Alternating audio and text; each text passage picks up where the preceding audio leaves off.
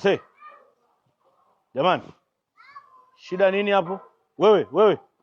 Nini hapo? Wewe unafanya nini? Naongea na wewe, unafanya nini hapa? Tungetambuana kwanza. Utambuana na nani? Mimi nitambulisha kwako? Mimi nitambulisha kwako wewe? Tanzania nzima inifahamu, alafu wewe tena nijitambulishe kwako wewe? Wewe nani?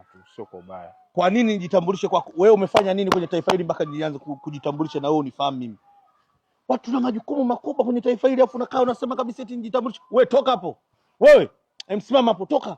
Mnafanya nini hapo? Nyie kina nani? Mnafanya nini? Na mna uhalali gani wa kuja kuzurura hapa? Wewe ni mwenyeji maeneo haya? Sio mwenyeji. Mimi hapa chochote kinachofanyika taarifa inapita kwangu. Hapa mnafanya kitu gani hapa?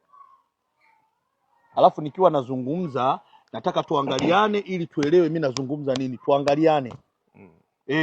Mnafanya nini hapa? Na nyie kina nani? Naombeni barua yenu inayoruhusu kuingia mtaani kwangu na kufanya hicho mnachotaka kukifanya. Nafanya nini hapa? Mimi nazungumza mmekaa kimya.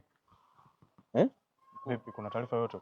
Kwa jinsi ninavyoangalia pale na nilivyochunguza uchunguzi wangu wa kina, tukio limetokea hapa.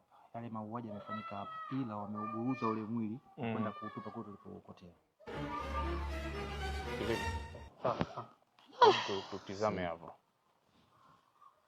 Wameua?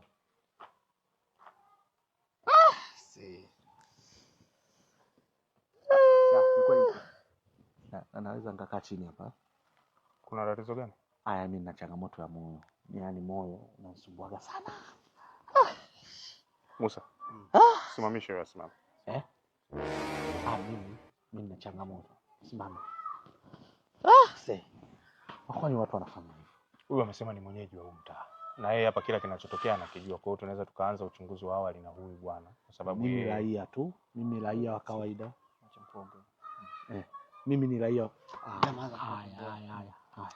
Ongea. Tuende naye kituoni. Mimi ndio maana hawezi kuongea. Ndio maana ningemuelekeza kwanza. Ndio maana nasemaje, mimi raia wa kawaida. Nataka kutumia nguvu? Hapana. Mimi kijana. Musa. Anachelewa yuko hapo. Haya.